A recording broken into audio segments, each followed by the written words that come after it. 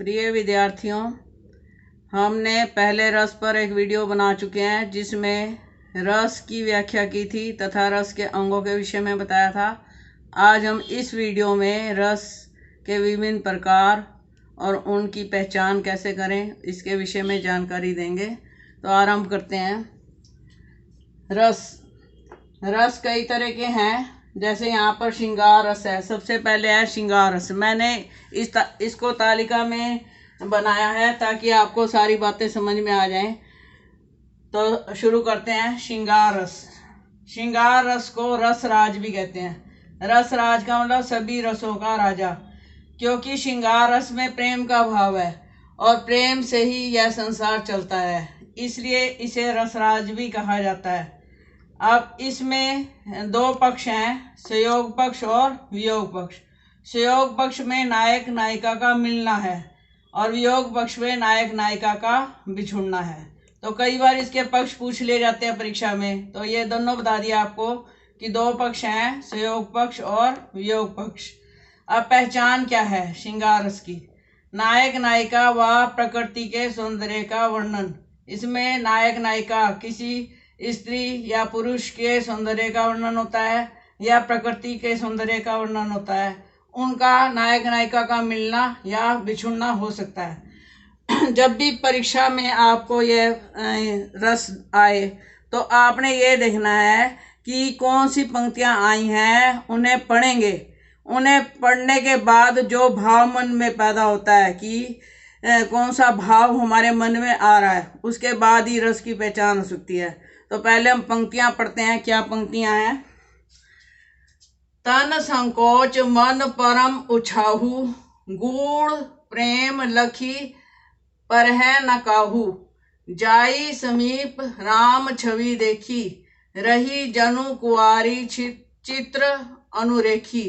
तो यहाँ पर लग रहा है तन में संकोच आ गया, मन में खुशी आ गई और गहरा प्रेम दिखाई दे रहा है और राम की छवि देखी तो सीता के मन पर जो प्रभाव पड़ा वो बताया गया है। तो यहाँ पर स्थायी भाव क्या आ गया? रति। रति का अर्थ है प्रेम। किसके मन में आया है स्थायी भाव? आलंबन क्या है? श्री राम। श्री राम का चित्र देखा है तो सीता के मन में प्रेम का भाव आया है। तो यहाँ पर स्थायी भाव हो गया रति। आलंबन, नायक श्री राम है। आश्रय, किसके मन में प्रेम का भाव आया है? सीता जी के मन में प्रेम का भाव आया है तो वह आश्रय कहलाएंगी। और समीप जाना, छवि देखना, वो प्रेम का भाव क्यों पैदा हुआ? राम की छवि देखकर, तो उद्दीपन आ गया यहाँ पर। अब उस उद्दीपन को देखकर उनके मन में क्या संचारी भाव आए हैं? सीता का जड़वत रह जाना, एज इट इज खड़े रह जाना, एक ही क्रिया में खड़े रह जाना। यहाँ पर अनुभाव भी आ जाता है कि उसके मन में खुशी आ जाना, अपने भाव में लीन हो जाना, शारीरिक क्रियाएं भी आ जाती हैं। तो दूसरा है वियोग पक्ष। वियोग में है बिछुड़ना, नायक नायिका का बिछुड़ना हो सकता है। निसी दिन बरसत नैन हमारे, सदा रहती पावस ऋतु हम पे, जपते श्याम सिधारे। यहाँ पर अर्थ क्या है? यहाँ पर जो गोपियां श्री कृष्ण को याद कर रही हैं, निस दिन, दिन रात उनके मन आंखों से आंसू बहते हैं और श्री कृष्ण को वो याद करती हैं। तो यहाँ पर स्थायी भाव क्या हो गया? रति। और किसके कारण रति भाव पैदा हो रहा है? श्री कृष्ण के कारण। विषय आलंबन श्री कृष्ण है। किसके मन में पैदा हो रहा है? गोपियों के मन में। तो ये आश्रय गोपियां हो गई। और पावस ऋतु, ऋतु का असर है, उद्दीपन इसलिए ऋतु है पावस ऋतु। और संचारी भाव उग्रता है। तो यहाँ पर अनुभाव क्या है? याद करने से जो गोपियां हैं उनकी आंखों से आंसू बहते हैं तो उनके अश्रु जो हैं अनुभाव में आ जाते हैं। तो अगला रस है वीर रस। वीर रस वहां पर होता है, पहचान है वीर रस की। वीरता व देशभक्ति की कविताएं जो होती हैं वहां पर अधिकतर वीर रस हमें दिखता है। तन कर भाला यूं बोल उठा, तन कर भाला यूं बोल उठा, राना मुझको विश्राम न दे, मुझको बैरी से हृदय शोभ, तू तनिक मुझे आराम न दे। तो यहाँ पर क्या पता चल रहा है? इन पंक्तियों को पढ़कर पता चल रहा है कि जोश है, उत्साह है। तो यहाँ पर स्थायी भाव है उत्साह। अब वो उत्साह क्यों आया? आलंबन क्या है? शत्रु। शत्रु को देखकर उत्साह आया, शत्रु से लड़ने की इच्छा पैदा हो रही है। तो आलंबन क्या है? शत्रु। किसके मन में आ रहा है? राणा प्रताप के मन में आ रहा है। उद्दीपन शत्रु की हरकतें हैं और संचारी भाव उत्सुकता या उग्रता है। उग्रता का मतलब है एग्रेसिवनेस। अनुभाव क्या है? भाले का तनना व वचन। अगला रस है करुण रस। अब करुण रस जैसे कि शब्द से ही पता चल रहा है कि करुणा आ जाती है। प्रिय या मनचाही वस्तु का नष्ट होना। जब हमारी कोई मनचाही वस्तु है जिससे हम बहुत अधिक प्रेम करते हैं, उसको कोई हानि पहुंचती है या उसका कोई अनिष्ट होता है तो मन जो है दुख से भर जाता है। तो वहां पर कौन सा रस आ जाता है? करुण रस आ जाता है। तो यहाँ पर देखें, मेरे हृदय के हा अभिमन्यु अब तू है कहाँ। जब अभिमन्यु का वध हो गया तो द्रौपदी अत्यधिक दुखी थी। तो यहाँ पर देखिए, अब यहाँ पर स्थायी भाव क्या है? शोक का भाव आ गया। और आलंबन क्या है? किस कारण शोक का भाव आया है? अभिमन्यु की मृत्यु के कारण आया है। और किसके मन में आया? द्रौपदी के मन में आया। और उद्दीपन क्या है यहाँ पर? शोकाकुल वातावरण। और संचारी भाव क्या है? द्रौपदी का विलाप व जड़वत होना। जड़वत होना का मतलब एक ही क्रिया में लीन हो जाना, खड़े रह जाना या बैठे रह जाना। तो अगला है रौद्र रस। रौद्र रस, यहाँ पर क्रोध की अतिशयता होती है। क्रोध की अतिशयता का मतलब अत्यधिक बढ़ जाना। तो यहाँ पर भी इसी अभिमन्यु के वध से जुड़ी हुई बात है। उस काल मारे क्रोध के तनु कांपने उनका लगा, मानो हवा के वेग से सोता हुआ सागर जगा। उस काल मारे क्रोध के तनु कांपने उनका लगा, मानो हवा के वेग से सोता हुआ सागर जगा। तो यहाँ पर वध की जब सूचना मिली और ये पता चला कि जयद्रथ ने अभिमन्यु का वध कर दिया है, तो क्या स्थिति हुई?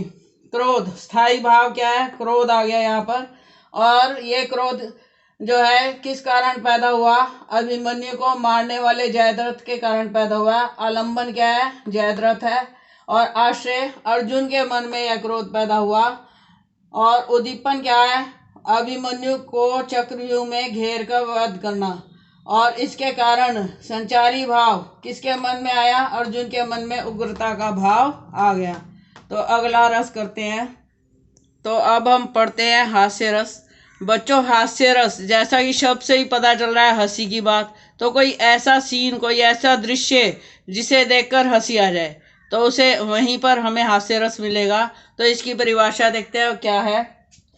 हास्य रस पदार्थ या व्यक्ति की असाधारण आकृति, वेशभूषा, अनोखी बातों से हंसी उत्पन्न होना, ये इसकी पहचान है। तो अब हम इस उदाहरण को पढ़ें। हाथी जैसी देह, गैंडे जैसी खाल, तरबूज जैसी खोपड़ी, खरबूज जैसे गाल। हाथी जैसी देह, गैंडे जैसी खाल, तरबूज जैसी खोपड़ी, खरबूज जैसे गाल। देखो भाई कैसा वर्णन किया गया है। तो इन पंक्तियों को सुनकर और पढ़कर ऐसे हंसी के भाव आते हैं। तो यहाँ पर स्थायी भाव क्या हो गया? कौन सा भाव जागरूक हो गया? हास का। और वो हास भाव किस कारण जागरूक हुआ? विचित्र आकृति के कारण हुआ। और किसके मन में? जो उसे देख रहा है या सुन रहा है या पढ़ रहा है। तो यहाँ पर है दर्शक, हंसने वाला पात्र। और उद्दीपन क्या होगा? हास्यास्पद चेष्टाएं जो उस आकृति में हमें दिखाई दे रही हैं, वो उद्दीपन का काम कर रही हैं। और संचारी भाव क्या होगा? हर्ष। तो यहाँ पर हास्य रस की व्याख्या इस तरह से हम करेंगे और पहचानेंगे। अगला है भयानक रस। जैसा कि शब्द से ही पता चल रहा है, भय, डर। तो ऐसा कोई दृश्य जिसे देखकर हमें डर लगे, ऐसी कुछ पंक्तियाँ जिन्हें पढ़कर हमारे मन में डर का भाव उत्पन्न हो जाए, वहाँ पर भयानक रस होगा। तो इसकी पहचान क्या है? डर व भय की स्थिति। अब यहाँ पंक्तियाँ पढ़ें आप ध्यान से। एक और अजगर ही लखी, एक और मृगराय, विकल बटोही बीच ही पर्यो मूर्छा खाए। पंक्तियाँ कई बार एक बार पढ़ने से स्पष्ट नहीं होती, इसे एक दो बार पढ़ेंगे तो आपको इसके अर्थ स्पष्ट होने लग जाएंगे। एक और अजगर ही लखी, एक और मृगराय। एक और तो अजगर दिखाई दे रहा है, लखी का मतलब दिखाई दे रहा है, और एक और मृगराय, और एक तरफ शेर दिखाई दे रहा है। विकल बटोही बीच ही पर्यो मूर्छा खाए। विकल मतलब व्याकुल होकर, बटोही मुसाफिर, अब मुसाफिर को सामने तो अजगर दिख रहा है, पीछे मुड़ा है तो उसे शेर दिखाई दे रहा है, तो दोनों परिस्थितियां जो भय पैदा करने वाली हैं, और वो पर जो मूर्छा खाए बेहोश होकर गिर गया। तो यहाँ पर सारी स्थिति क्या पता चल रही है, भय की स्थिति पता चल रही है। और ऐसी परिस्थिति में जो भी व्यक्ति वहां पर होगा उसके मन में कौन सा भाव पैदा होगा, स्थायी भाव कौन सा होगा, भय। तो भय किस कारण पैदा हुआ, भयप्रद स्थिति के कारण। तो आलंबन क्या है, भयप्रद स्थिति। आश्रय क्या है, जो व्यक्ति वहां पर है, भयभीत व्यक्ति आश्रय हो गया। और उसके अंदर भय किस कारण पैदा हुआ, जो शत्रु की चेष्टाएं उन्हें देखकर। तो उद्दीपन का काम क्या है, शत्रु की चेष्टाएं। शत्रु कौन कौन है यहाँ पर, शेर और अजगर। अब संचारी भाव क्या है, चिंता और डर पैदा हुए। तो यहाँ पर भयानक रस है। अगला रस हम देखते हैं, विभत्स रस। तो पहले समझें कि विभत्स रस होता क्या है। विभत्स रस ऐसी परिस्थिति में पैदा होता है जहां पर हम ज्यादा देर रुक नहीं सकते। कहने का अभिप्राय यह है कि जहां पर घृणा का भाव पैदा हो जाए वहां पर विभत्स रस होता है। तो यहाँ पर देखिए, विभत्स रस किसी वस्तु या दृश्य के प्रति घृणा का भाव उठता है हमारे अंदर। अब कैसी परिस्थिति है, पंक्तियों को पढ़े यदि हम ध्यान से। सिर पर बैठो काग, आंख दो खात निकारत, खींचत जीभ सियार। अब जो जीभ है वो सियार खींच रहा है, और कौवा जो है सिर पर बैठा है और उसकी आंखें निकाल कर खा रहा है। और अति ही आनंद उर, अब जो सियार है वो आनंद ले रहा है। किस चीज का आनंद ले रहा है, जीभ खींच कर खा रहा है। तो यहाँ पर ऐसे लग रहा है जैसे कोई शव हो और उसको कौवा और सियार खा रहे हैं। उन्हें उससे क्या मांस खाने में आनंद आ रहा है, उन्हें तो आनंद आ रहा है, परंतु जो व्यक्ति वहां खड़ा इस दृश्य को देख रहा है उसे आनंद नहीं आ रहा। उसके मन में इस दृश्य को देखकर घृणा पैदा हो जाती है। तो स्थायी भाव कौन सा जागरूक हो गया, घृणा का भाव। और आलंबन क्या है, जो शमशान में शव पड़ा है उसके कारण घृणा का भाव पैदा हुआ है। और आश्रय कौन है, जो वहां पर उस दृश्य को देख रहा है, दर्शक। अब आलंबन क्या है, कौओं और सियारों द्वारा मांस खाए जाने का जो दृश्य है वो उद्दीपन का काम कर रहा है। और उसे देखकर संचारी भाव क्या आ जाता है, जड़ता आ जाती है। और अनुभाव क्या पैदा हो जाता है, मुंह फेरना, नाक सिकुड़ना। जैसा कि अभी मैंने कहा है कि ऐसे स्थान होते हैं या ऐसे दृश्य होते हैं जिनको व्यक्ति ज्यादा देर नहीं देख सकता। अद्भुत रस, जैसा कि शब्द से ही पता चलता है कि कुछ ऐसा दिखे जो अद्भुत हो, हटकर हो, आश्चर्यजनक हो। तो हम देखते हैं क्या है इसकी व्याख्या। आश्चर्यजनक एवं विचित्र वस्तु जिससे हैरानी का भाव पैदा हो। तो यहाँ पर पंक्तियां पढ़ते हैं अब। अखिल भुवन चर अचर, सब हरि मुख में लखी मातु, चकित भई गदगद वचन, विकसित दृग पुलकातु। तो यहाँ पर यशोदा का वर्णन किया गया है कि जब उसने श्री कृष्ण को मुख खोलने के लिए कहा और उस मुख को श्री कृष्ण ने खोला तो उसके अंदर उसे चर अचर सारा संसार घूमता हुआ दिखाई दिया। उसे देखकर यशोदा हैरान हो गई। तो अब यहाँ पर स्थायी भाव क्या हुआ, विस्मय, हैरानी का भाव। और इस स्थायी भाव के उत्पन्न होने का कारण क्या था, आलंबन। आलंबन क्या है, विचित्र दृश्य, अलौकिक घटना।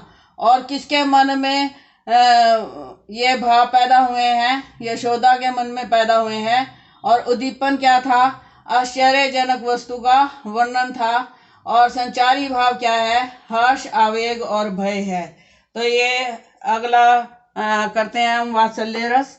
जैसा कि शब्द से ही पता चल रहा है, वात्सल्य, वात्सल्य का अर्थ है वत्सल। वत्सल का अर्थ है बच्चों के प्रति स्नेह भाव होना। माता पिता के संतान के प्रति जो प्रेम भाव होता है वो इसमें प्रदर्शित होता है।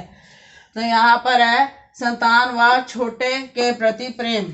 तो यहाँ लाइन हम पढ़ते हैं पंक्ति। सोहित कर नवनीत लिए, गुटरनु चलत रेणु तन मंडित, मुख दधि लेप किए। हाथ में मक्खन लिए हुए, घुटनों के बल चलते हुए, और उनके शरीर पर मिट्टी लगी हुई है, और चेहरे पर जो है दही का लेप है, दही दिखाई दे रहा है। तो ये दृश्य जो है माता पिता देख रहे हैं, और माता पिता नंद और यशोदा है, और श्री कृष्ण का यह दृश्य इसमें दिखाया गया है। तो इस दृश्य को देखकर मन में वात्सल्य का भाव पैदा होता है। तो कौन सा भाव आ गया? स्थायी भाव, वत्सल। अब यह वत्सल का भाव किस कारण आया? श्री कृष्ण के कारण आया। तो आलम्बन क्या है? श्री कृष्ण।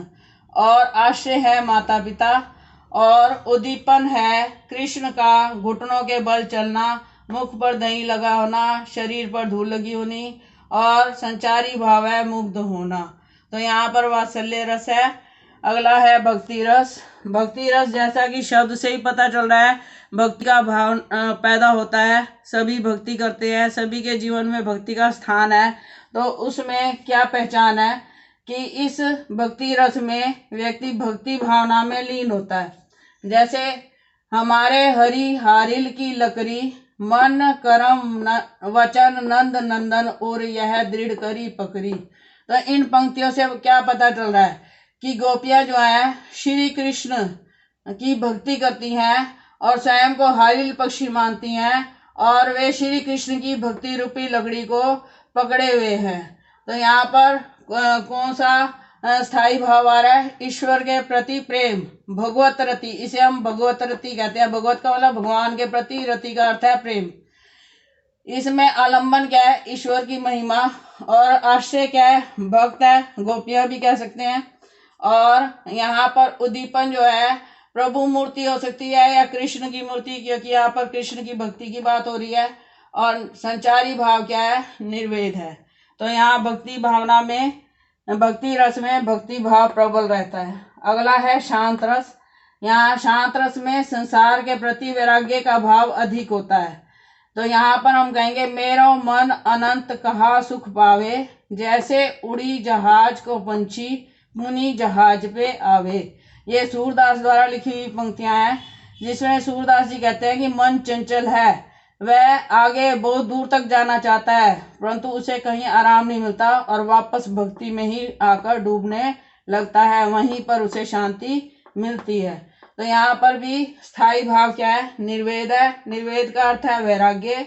और आलम्बन क्या है? संसार की असारता, प्रभु चिंतन। आश्रय क्या है? भक्त, जिसके मन में ये भाव पैदा हो रहे हैं। और सत्संग उद्दीपन है, और संचारी भाव है हर्ष। तो अनुभाव क्या है? अनुभाव जो होता है आश्रय की जो चेष्टाएं हो जाती हैं, ईश्वर की भक्ति में, ईश्वर में ही खो जाने से, भक्ति में लीन हो जाने से आंखों से आंसुओं का बहना, आंखें मूंद लेना, अलौकिक प्रसन्नता। तो ये यहाँ पर अनुभाव है। तो अब हम याद रखेंगे खास तौर पर परीक्षा के हिसाब से कि रस भरत मुनि के अनुसार 8 तरह के हैं। यदि कोई 9वां रस पूछ ले तो आप बताएंगे शांत रस, और वैसे रस 11 हैं। श्रृंगार रस की व्याख्या हमें पता होनी चाहिए। श्रृंगार रस में स्थायी भाव रति है, परंतु श्रृंगार रस में संयोग और वियोग पक्ष को लिया गया है। संयोग का अर्थ है नायक नायिका का मिलना, वियोग का अर्थ है नायक नायिका का बिछुड़ना। परंतु यही रति का भाव वत्सल रस में भी होता है और भक्ति में भी होता है। परंतु वत्सल रस में रति जो है बच्चों के प्रति दिखाई जाती है, संतान के प्रति दिखाई जाती है, और भक्ति भाव में ईश्वर से रति होती है, ईश्वर से प्रेम होता है। तो कुल रस हो गए 11। इसके साथ ही हमारा यह रस विषय समाप्त होता है।